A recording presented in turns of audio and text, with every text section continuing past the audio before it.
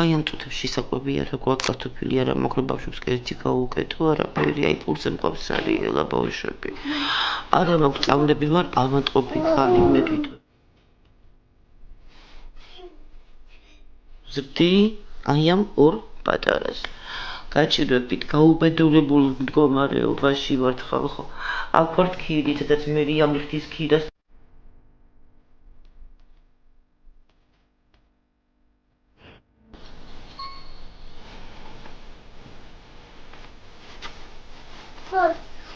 ამიწერა მოხსნაში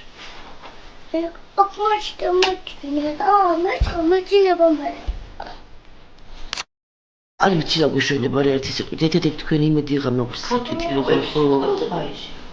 რომ დაგხმარებით რა და რატომით მაინც რო შეგვისურვოთ რა და წამლებით რა ყოფა ძალიან გთხოვთ რა